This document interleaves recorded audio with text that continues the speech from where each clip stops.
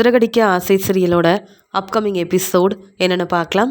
மீனாவும் முத்துவும் வீட்டுக்கு வந்த உடனே இங்கே அண்ணாமலை, முத்து என்னப்பா ஆச்சு, ஃபோன் பண்ணேன், நீயும் எடுத்து பேசலை. மீனா, நீ சீக்கிரமாக வீட்டுக்கு வந்துடுவ, என்னம்மா பிரச்சனை, ரொம்ப நேரம் கழித்து 2 பேரும் வீட்டுக்கு வரீங்க அப்படின்னு கேட்குறாரு அண்ணாமலை.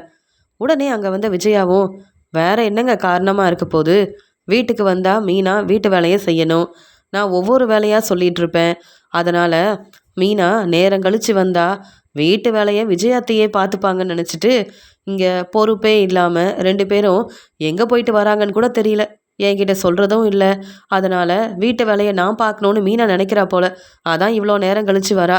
என்ன மீனா, நான் சொல்கிறது சரிதானே அப்படின்னு கேட்கும்போது, அத்தை, எங்கள் அம்மா ஹாஸ்பிட்டலில் இருந்தாங்க, அவங்கள தான் பார்க்க போனேன், அது மட்டும் இல்லை, இப்போ எங்கள் அம்மா சீதா வீட்டில் இருக்காங்க அப்படின்னு சொல்லும்போது உடனே அண்ணாமலையும், மீனா என்னம்மா ஆச்சு, நீ ஃபோன் பண்ணி என்னன்னு என்கிட்ட சொல்லியிருக்கலாம்ல, நானும் வந்து உங்கள் அம்மாவை பார்த்துருப்பேன்ல, இப்போ உங்கள் அம்மா எப்படி இருக்காங்க, சம்மந்திக்கு பிரச்சனை இல்லையே, நல்லா தானே இருக்காங்க அப்படின்னு பதட்டமாக அண்ணாமலை கேட்கும்போது உடனே விஜயாவும், என்னங்க நீங்கள் இவ்வளோ கேள்வி கேட்குறீங்க, அது என்ன இங்கே மீனாவோட அம்மா மேலே உங்களுக்கு அவ்வளோ அக்கறை, இல்லை எதுக்கு கேட்குறேன்னா இப்போ என்ன பிரச்சனை ஆயிடுச்சுன்னு இவ்வளோ பதட்டமாக இருக்கீங்க, நீங்கள் முதல்ல அமைதியாக இருங்க, என்னாச்சு மீனா அப்படின்னு கேட்கும்போது நடந்த எல்லாத்தையும் சொல்கிறாங்க.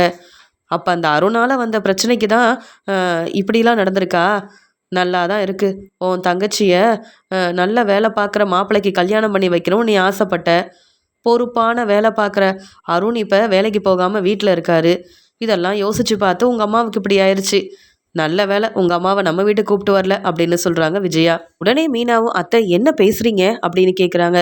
மீனா, நான் சரியாக தான் பேசுகிறேன், யாருக்காவது உதவி வேணும்னு சொன்னால் உடனே நம்ம வீட்டுக்கு கூப்பிட்டு வர்றது தானே நீங்கள் செய்கிற வேலையாக இருக்கும், கிறிஷோட பாட்டி கிறிஷன் எல்லாரையும் நம்ம வீட்டுக்கு கூப்பிட்டு வந்திருக்கீங்கல்ல, அந்த மாதிரி நடக்கக்கூடாதுன்றதுக்காக தான் தெளிவாக சொல்கிறேன், உங்கள் அம்மாவை பார்க்க அங்கே சீதாவும் சீதாவோட மாமியாரும் இருக்கும்போது உங்கள் அம்மா அவங்க வீட்டில் இருக்கிறது தான் அவங்களுக்கு நல்லது அப்படின்னு சொல்கிறாங்க. எனக்கு தெரியும் அத்தை, நம்ம வீட்டுக்கு எங்கள் அம்மாவை கூப்பிட்டு வந்தா எங்கள் அம்மாவை நீங்கள் கொஞ்சம் கூட மதிக்க மாட்டீங்க, அப்படி ஒரு நிலமை எங்கள் அம்மாவுக்கு வர நான் விடுவேனா என்ன, எங்கள் அம்மா எங்கே இருக்கணும், அவங்க எப்படி இருக்கணும்னு எனக்கு தெரியும், என்ன ஆனாலும் எங்கள் அம்மா இந்த வீட்டுக்கு வரவும் மாட்டாங்க, நான் கூப்பிட்டு வரவும் மாட்டேன், நீங்கள் ரொம்ப யோசிக்காதீங்க, உங்களுக்கும் இப்படி ஒரு நிலமை வரும், அப்போ நான் தான் உங்களை பார்த்துக்கணும், அதனால் யோசித்து பேசுங்க, தேவையில்லாமல் பேசி எங்களை கஷ்டப்படுத்தாதீங்க அப்படின்னு சொல்கிறாங்க மீனா.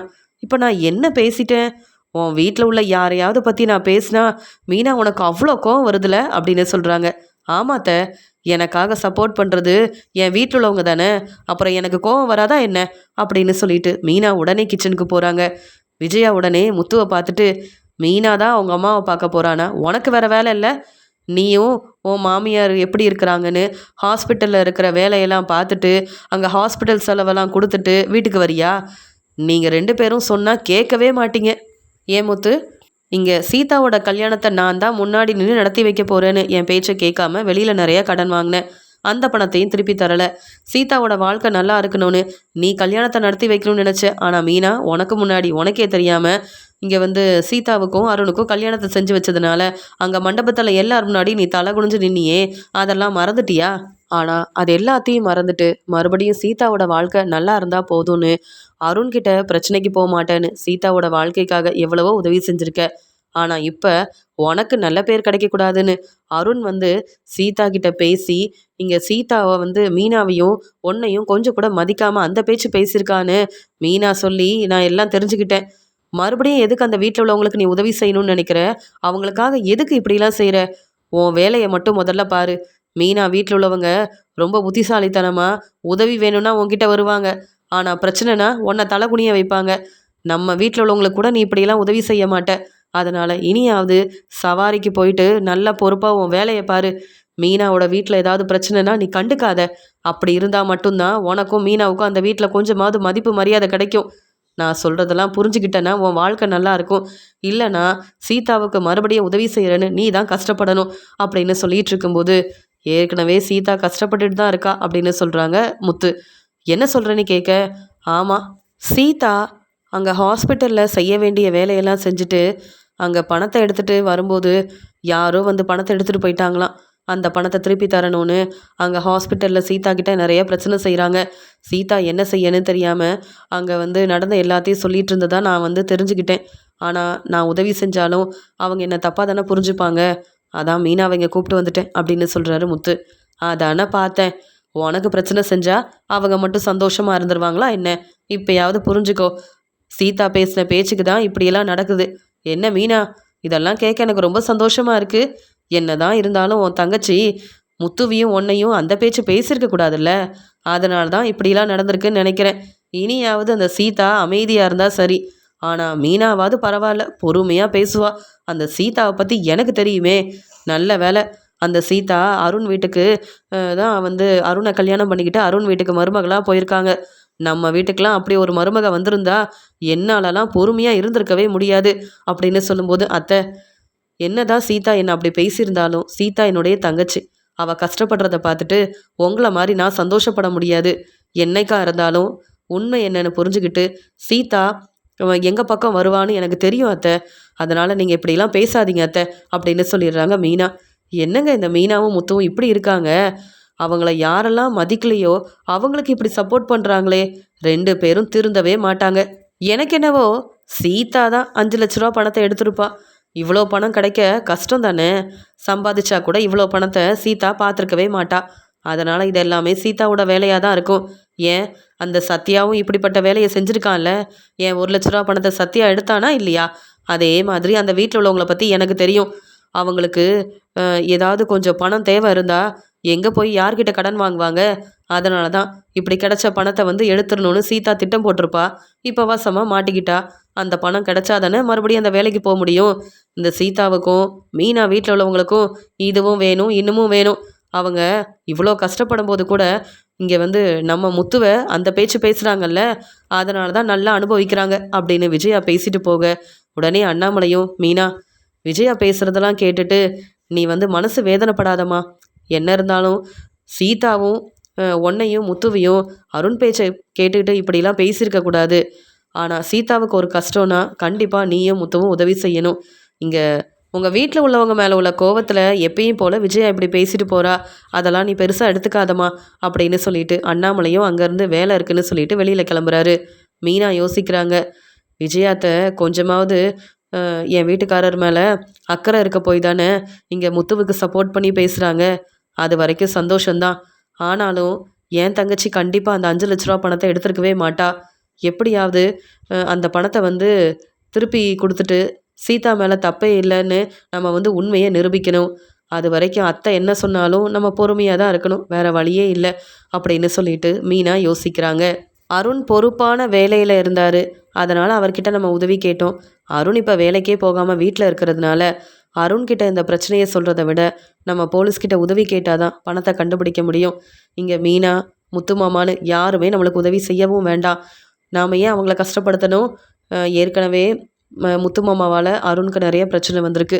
அதுவே போதும் அப்படின்னு சொல்லிட்டு இங்கே போலீஸை பார்க்குறதுக்காக சீதா வராங்க. சீதா வந்ததுக்கப்புறமா, சார், ஒரு முக்கியமான விஷயம் சார்.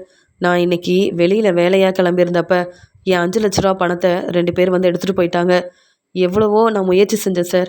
என்னால் அந்த பணத்தை அவங்கக்கிட்டேருந்து வாங்க முடியல. எப்படியோ அங்கேருந்து கிளம்பிட்டாங்க. ஆனால் அவங்க யாருன்னு கூட எனக்கு தெரியல சார். நீங்கள் தான் உதவி செய்யணும்னு சொல்லும்போது, நீங்கள் அருணோட மனைவி தானே அப்படின்னு கேட்குறாங்க. ஆமாம் சார், அவர் இப்போ வீட்டில் தான் இருக்காருன்னு சொல்லும்போது, ஆமாம், அருண் செய்கிறது எல்லாமே தப்பு. அப்புறம் வீட்டில் தான் இருக்கணும். அருணை நம்பி எல்லார்கிட்டேயும் பேசி அவருக்கு பெரிய வாய்ப்பெல்லாம் வாங்கி கொடுக்கணுன்னு நான் என்னெல்லாம் ஆசைப்பட்டேன். அருண் மேலே அவ்வளோ நம்பிக்கை வச்சுருந்தேன். ஆனால் அருண் பொறுப்பே இல்லாமல் தன்னுடைய வேலையை கவனமாக செய்யாமல் இப்படி இருந்ததால் எல்லாரும் இப்போ என்ன கேள்வி கேட்குறாங்கம்மா. நான் தான் பதில் சொல்ல முடியாமல் இருக்கேன். அதனால தான் அருண் 3 நாள் வேலைக்கு வர வேண்டான்னு சொல்லி எல்லாரும் முடிவெடுத்ததால் என்னாலையும் எதுவுமே செய்ய முடியல அப்படின்னு சொல்கிறாங்க அங்கே இருந்த போலீஸும். எனக்கு புரியுது சார். இருந்தாலும் முத்துமாமா மேலே தானே தப்பு இருக்குது. இங்கே அருண் என்ன சார் செஞ்சார்? அவர் வேலையை தானே சார் செஞ்சார். அப்படி இருக்கும்போது நீங்களாவது அருணுக்காக பேசியிருக்க வேண்டாமா அப்படின்னு சொல்லி கேட்குறாங்க இங்கே சீதா. இத்தனை நாள் நான் அருண் மேலே ரொம்ப நம்பிக்கை வச்சுருந்தேன். அருண் தன்னுடைய வேலையை ரொம்ப பொறுப்பாக கவனமாக பார்க்குறாருன்னு நினச்சேன். ஆனால் இப்போ நடந்த இந்த பிரச்சனையிலேருந்தே நான் புரிஞ்சுக்கிட்டேன், அருண் என்ன செய்யணும்னு தெரியாமல் தன்னுடைய வேலையை செய்கிறாரு.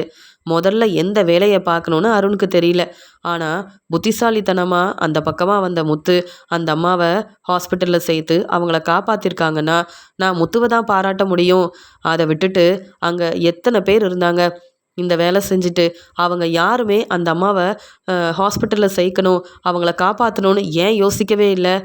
அருண் பொறுப்பானவராக இருந்திருந்தா முதல்ல அதை செஞ்சுருக்கணுமே. இங்கே வந்து அருண் செய்ய வேண்டிய வேலையை முத்து செஞ்சுருக்காரு. அதனால் முத்துவை தேடி போய் நான் பாராட்ட தான் போகிறேன்னு சொல்ல என்ன சார் சொல்கிறீங்க? முத்து மாமா தான் தப்பு செஞ்சுருக்காரு. அதனால் நீங்கள் முத்து மாமாவுக்கு சப்போர்ட் பண்ணுறீங்களேன்னு கேட்கும்போது, இல்லைம்மா நானும் அப்படி தான் நினச்சிட்டு இருந்தேன் அருண் பொறுப்பாக இருக்காருன்னு. ஆனால் இந்த பிரச்சனைக்கு அப்புறமா தான் அருணோட குணம் என்னன்னு நான் புரிஞ்சுக்கிட்டேன். அதே மாதிரி முத்துவோட நல்ல குணத்தையும் நான் புரிஞ்சுக்கிட்டேன். அதனால் முத்துவை பற்றி நீங்கள் தப்பாக நினைக்கவே வேண்டாம். எல்லா தப்பும் அருண் பக்கம்தான் இருக்குது. அருண் தான் திருந்தணும். மறுபடியும் வேலைக்கு வந்தாலும் அருண் இந்த மாதிரி எந்த பிரச்சனையும் செய்யாமல் பொறுப்பாக கவனமாக என்ன செய்யணும்னு யோசித்து செய்யணுமே தவிர்த்து இப்படி மறுபடியும் பிரச்சனைக்கு மேலே பிரச்சனை வந்தால் இங்கே இருக்கிற வேலையும் அருணுக்கு இனி இருக்காது. அதனால் அருண்கிட்ட நீங்களே பார்த்து பேசி புரிய வைங்க அப்படின்னு சொல்லிட்டு இருக்காங்க. சரி சார், நான் கண்டிப்பாக பேசுகிறேன் சார். ஆனால் நான் இப்போ அந்த பிரச்சனைக்காக வரலை. எனக்கு தெரியும் என் வீட்டுக்காரர் கண்டிப்பாக உண்மையாக நேர்மையாக தன்னுடைய வேலையை செய்வார். இங்கே முத்துமாமா நல்ல பேர் வாங்கணுன்றதுக்காக இப்படி உதவி செஞ்சுருக்காரு. ஆனால் எதையும் எதிர்பார்க்காம வேலை செய்கிறது தான் என் வீட்டுக்காரர் அருண். அவரை பற்றி எனக்கு தெரியும் சார். என்னுடைய பணம் 5 லட்ச ரூபா யார் எடுத்தாங்கன்னு தெரியல. எனக்கு நீங்கள் தான் சார் கண்டுபிடிச்சி கொடுக்கணும்.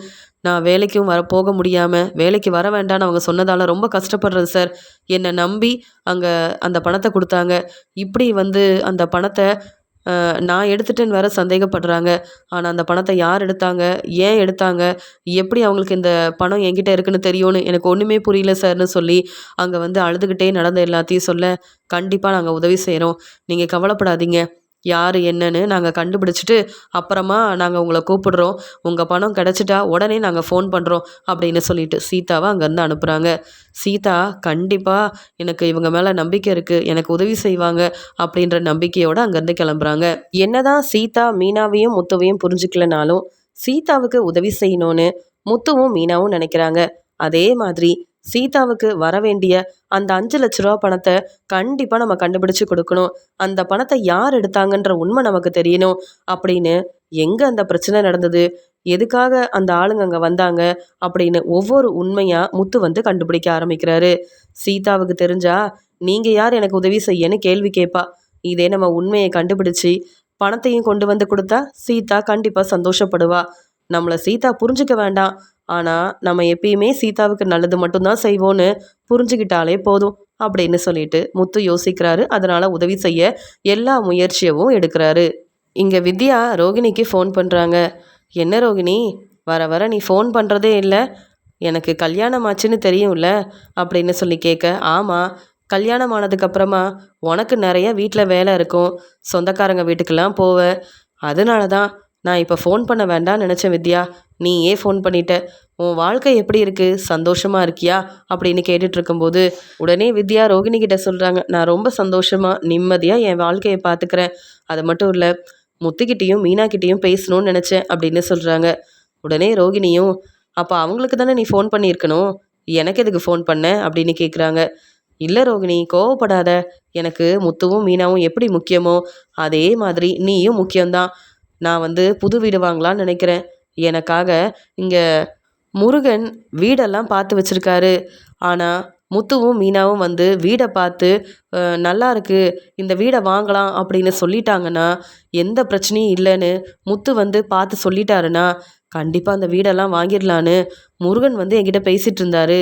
அதை உன்கிட்ட சொல்லலாமேன்னு தான் ஃபோன் பண்ணேன் அப்படின்னு சொல்லும்போது, ஏன் நாங்கள் வந்து அந்த வீடை பார்க்க மாட்டோமா, நீ சொன்னால் நான் வந்திருப்பேன்ல, உனக்கு எப்படிப்பட்ட வீடு வேணும்னு நீ என்கிட்ட கேட்டிருந்தா என் ஃப்ரெண்டுங்க கிட்டலாம் சொல்லி உனக்கு ஒரு நல்ல வீடாக பார்த்து நான் ஏற்பாடு பண்ணி கொடுத்துருப்பேன்ல. முத்து மீனா மட்டும்தான் வரணும், உங்களை வீடை முதல்ல பார்த்து எப்படி இருக்குன்னு சொல்லணும். அவங்களுக்கு தானே நீங்கள் வந்து மதிப்பு மரியாதை கொடுப்பீங்க, என்னை பற்றி தான் நீ யோசிக்க மாட்டியே. முத்து எப்படி வந்து முருகனுக்கு உதவி செய்கிறாரோ அதே மாதிரி முருகன் முத்துவை விட்டு கொடுக்காம என்னெல்லாம் செய்கிறாரு, ஆனால் நீ அப்படி இல்லைல்ல அப்படின்னு சொல்கிறாங்க ரோகிணி. உடனே வித்யாவும், நான் அப்படி நினைப்பேனா, நீயும் தான் எனக்கு உதவி செஞ்சுருக்க, அதனால் நாளைக்கு நீயும் வந்துரு, அந்த புது வீடை போய் பார்த்துட்டு எப்படி இருக்குன்னு நீ சொன்னதுக்கப்புறமா அந்த வீடை நான் வாங்குறேன் அப்படின்னு சொல்லும்போது, சரி வித்யா, அப்போ வீடு வாங்க உங்ககிட்ட பணம் இருக்குது அப்படி தானே அப்படின்னு கேட்குறாங்க. உடனே வித்யாவும், என்கிட்ட பணம் இல்லை, முருகன் தானே வீடு வாங்க போகிறாரு, அவர்கிட்ட தேவையான பணம் இருக்குன்னு நினைக்கிறேன் அப்படின்னு சொல்லிட்டு இங்கே வித்யா யோசிக்கிறாங்க. தெரியாமல் ரோகிணிக்கு ஃபோன் பண்ணிட்டேன் போல, ரோகிணி எப்படியாவது என்கிட்ட பணத்தை கேட்டு வாங்கலான்னு நினைக்கிறான்னு யோசிக்கிறேன்.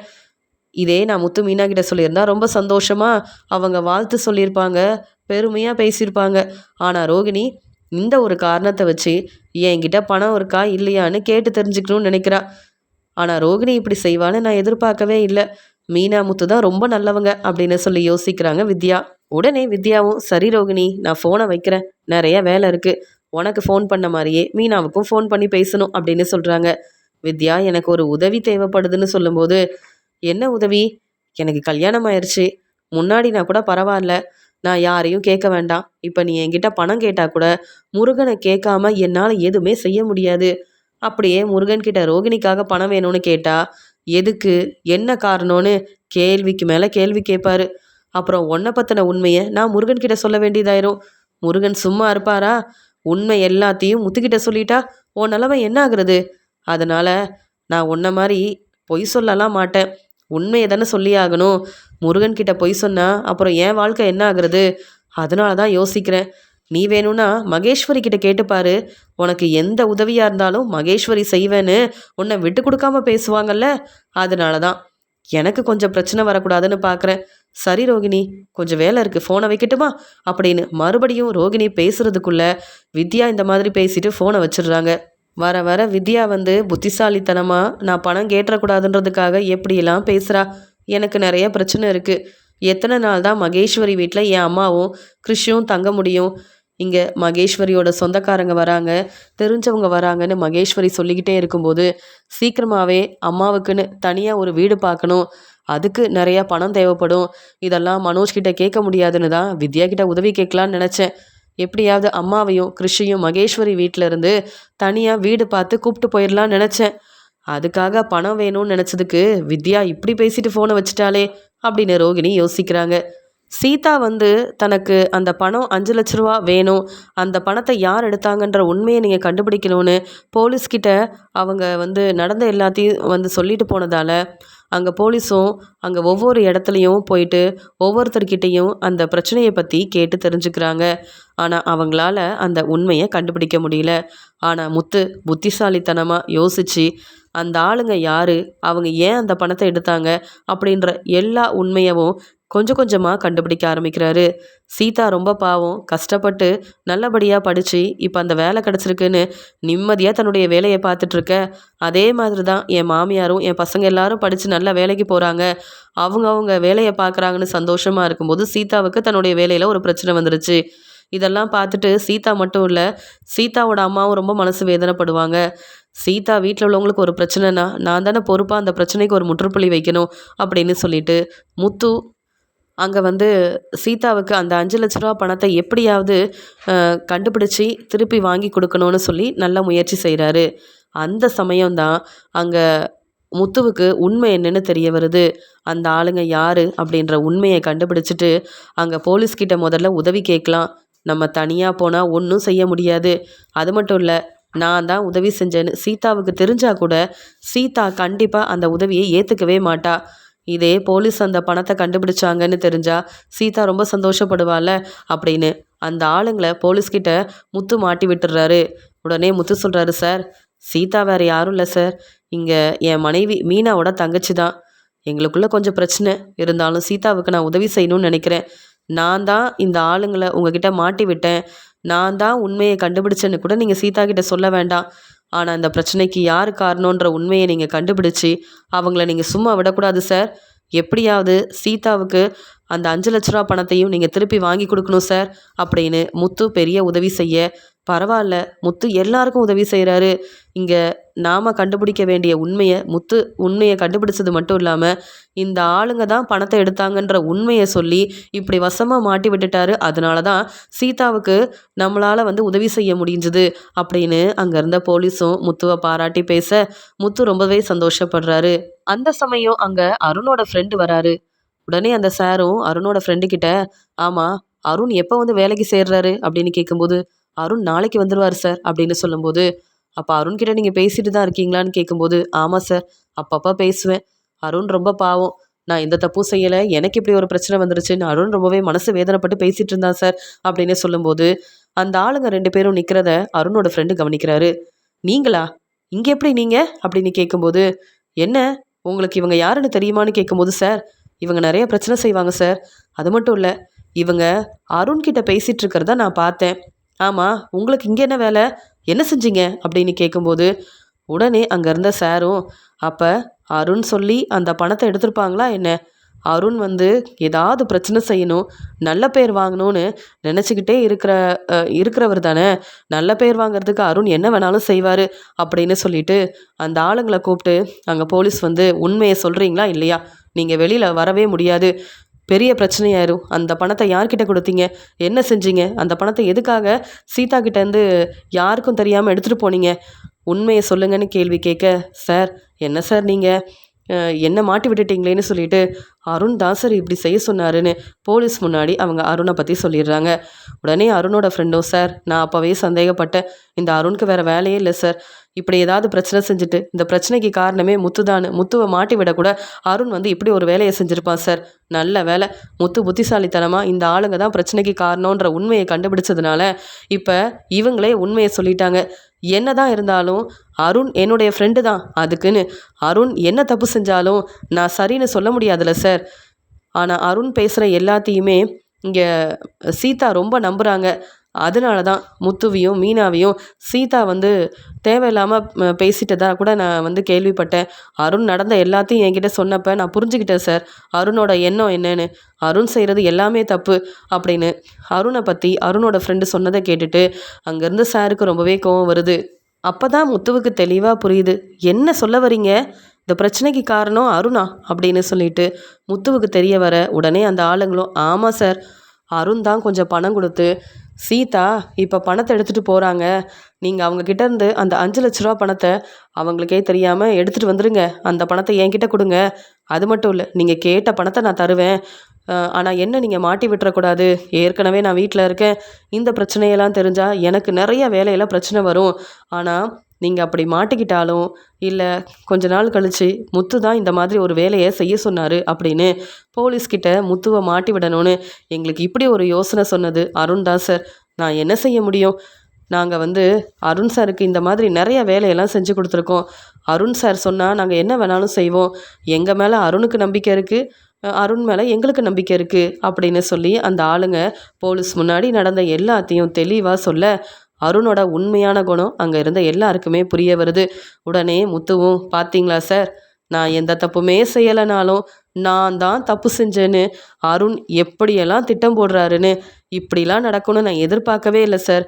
ஆனால் அருண் தப்பு செஞ்சுட்டு என்ன மாட்டி விடணும்னு திட்டம் போடுறாரு, ஆனால் நான் அப்படிலாம் செய்கிறதும் இல்லை, ஆனால் அருணை தான் சார் சீதா நம்புகிறாங்க, நான் என்ன செய்ய முடியும் சொல்லுங்கன்னு கேட்கும்போது, முத்து உங்களை பற்றி எனக்கு தெரியும், நீங்கள் கவலைப்படாமல் இருங்க, நாளைக்கு அருண் வேலைக்கு சேர்றதுக்காக வருவார்ல, இந்த வேலை அவருக்கு இல்லைன்னு சீக்கிரமாகவே புரிஞ்சுப்பார், இந்த பொறுப்பான வேலையில் இருந்துட்டு இப்படி திட்டம் போட்டு அடுத்தவங்கள ஏமாத்துறது இப்படி பிரச்சனை செய்கிறதுன்னு செஞ்சிட்டு இருந்தா வேலையை பொறுப்பாக கவனிக்க முடியாது, பார்க்க முடியாதுன்னு அருணுக்கு தெரியல.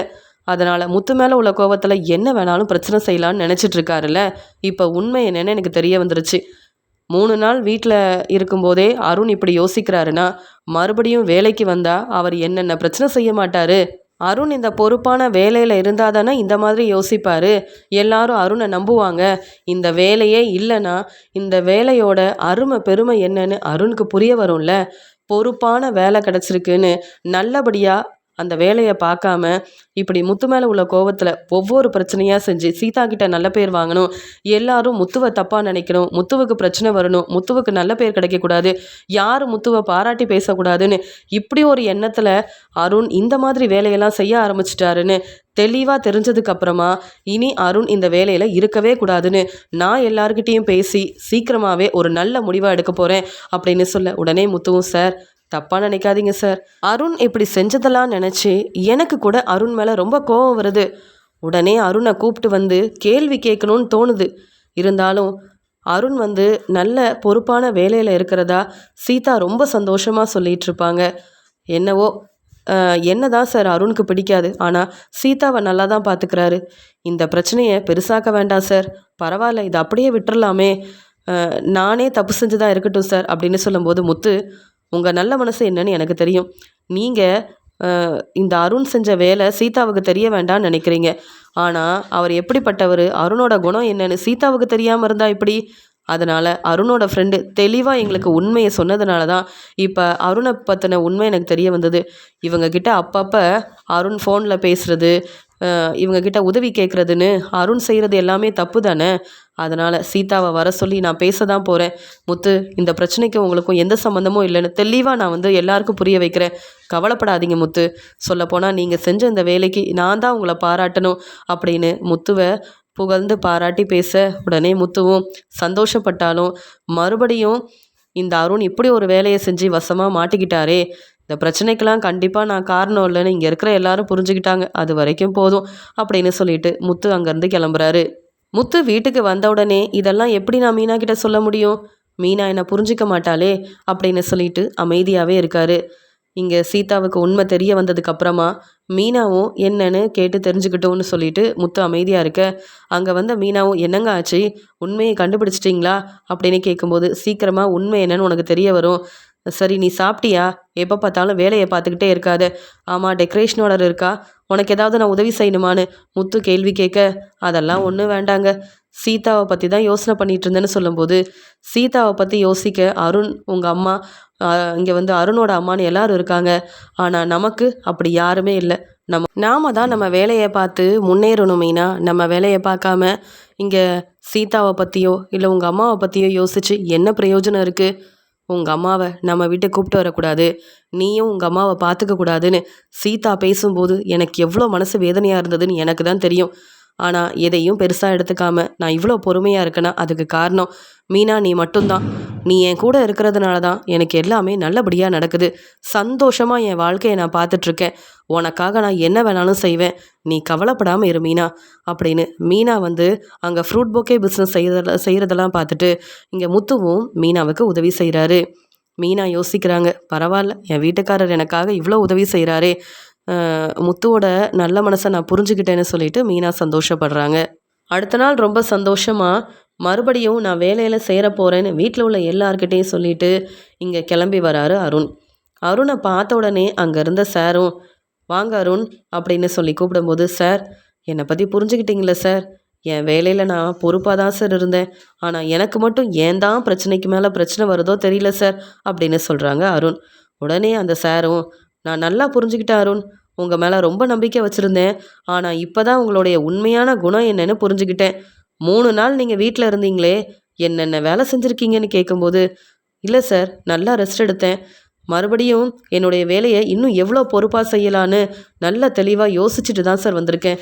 இனி என்னால் எந்த பிரச்சனையும் வராது சார், எனக்கு வரவேண்டிய அந்த வாய்ப்பெல்லாம் நீங்கள் வாங்கி தருவீங்கல்லன்னு கேட்கும்போது, கண்டிப்பாக அந்த வாய்ப்பு உங்களுக்கு தான் கிடைக்கும், ஏன்னா அப்படிப்பட்ட வேலையை தானே நீங்கள் செஞ்சுருக்கீங்க, எவ்வளோ பொறுப்பாக வேலை செய்கிறீங்க அப்படின்னு கேள்வி கேட்கும்போது, என்ன சார் சந்தோஷமாக பேசுகிறீங்களா இல்லை என்கிட்ட நீங்கள் கோபமாக பேசிகிட்ருக்கீங்களான்னு கூட என்னால் கண்டுபிடிக்க முடியல சார், ஏன்னா நான் அவ்வளோ கஷ்டப்பட்டேன் அப்படின்னு சொல்லும்போது, அருண் இந்த வேலையில் செய்கிற நீங்கள் எவ்வளோ கஷ்டப்பட்டீங்க, இதுக்காக எவ்வளோ கஷ்டப்பட்டு நீங்கள் வந்து முயற்சி செஞ்சீங்கன்னு எனக்கு தெரியும்.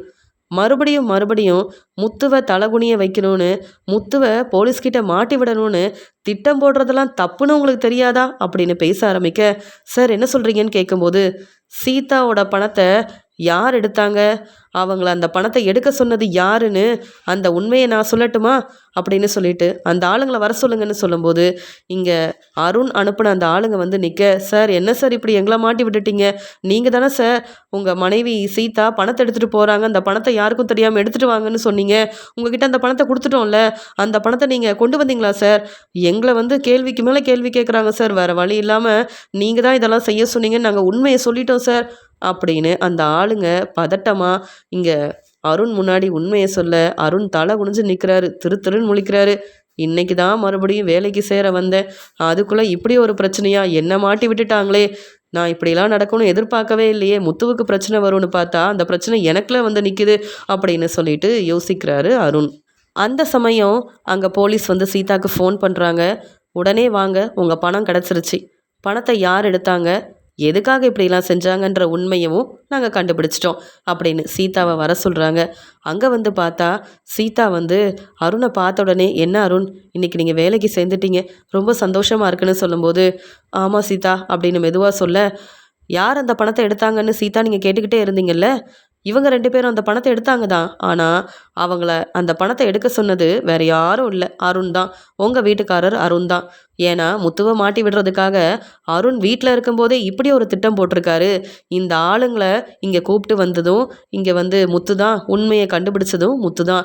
சீதாவுக்கு எப்படியாவது 5 லட்ச ரூபா பணம் கிடைக்கணும், நான் தான் இந்த உண்மையை கண்டுபிடிச்சேன்னு சீதாவுக்கு தெரிய வேண்டாம் அப்படின்னு உண்மையை கண்டுபிடிச்சது மட்டும் இல்லாமல் எங்களுக்கு முத்து எவ்வளோ பெரிய உதவி செஞ்சுருக்காருன்னு சீதா உங்களுக்கு தெரியுமான்னு கேட்க, அருண், நீங்களா இந்த ஆளுங்களை அனுப்புனீங்க? முத்து மாமாவை மாட்டி விடுறதுக்காகவா?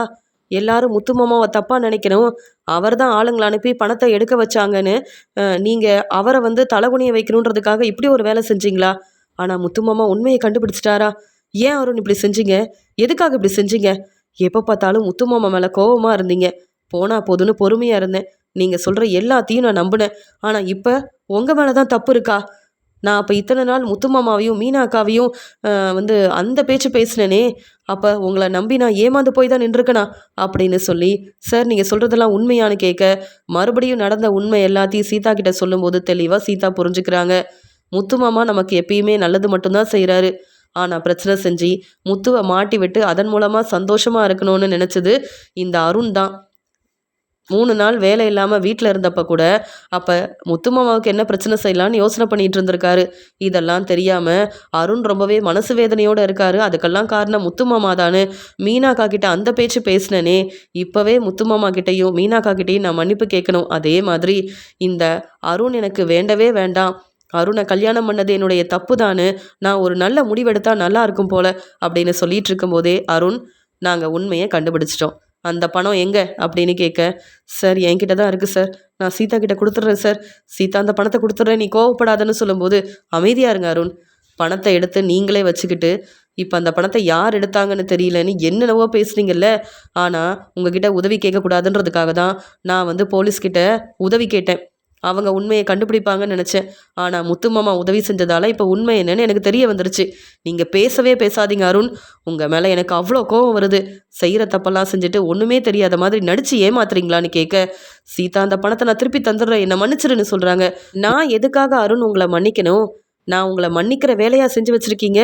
இதெல்லாம் எங்கள் அம்மாவுக்கோ இல்லை சத்யா மீனாக்கான்னு இவங்களுக்கெல்லாம் தெரிஞ்சா நான் தான் உங்களால் தலை குனிஞ்சு நிற்கணும்.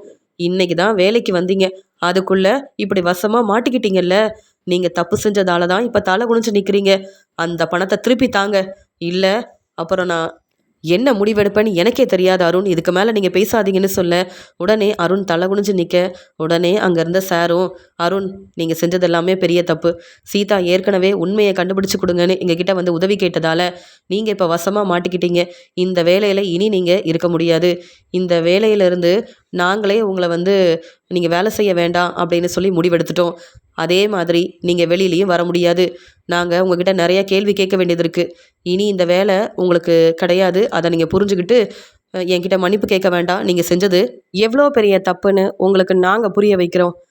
முத்து உங்களுக்கு எவ்வளவோ உதவி செஞ்சாலும் அவரை புரிஞ்சுக்காம முத்துவை மாட்டி விடணும், முத்துவை தலகுனியை வைக்கணும்னு நினச்சதுனால தான் உங்களுக்கு இப்படி ஒரு நிலைமை அப்படின்னு இங்கே வெளுத்து வாங்குறாங்க அருணை. அருண் பதில் பேச முடியாமல் நிற்க, இங்கே உடனே அருணோட உண்மையான குணம் என்னென்னு சீதா புரிஞ்சுக்கிறாங்க. நான் செஞ்ச பிரச்சனையால் போலீஸ்கிட்ட மாட்டிக்கிட்டு இப்போ வேலையும் இல்லாமல் நிற்கிறேனே அப்படின்னு யோசிக்கிறாரு அருண். போலீஸ் மூலமாக உண்மை என்னன்னு தெரிஞ்சுக்கிட்டு முத்துவோட அருமை பெருமையை புரிஞ்சுக்கிட்டு தலை குனிஞ்சு நிற்கிறாங்க சீதா. முத்துவால் தான் சீதாவுக்கு மறுபடியும் பணம் கிடச்சிருக்கு. இங்கே அருணோட உண்மையான குணம் என்னன்னு போலீஸ் மூலமாக சீதாவுக்கும் தெரிய வந்துருச்சு. இந்த பிரச்சனைக்கெல்லாம் காரணம் அருண் தான் அப்படின்னு.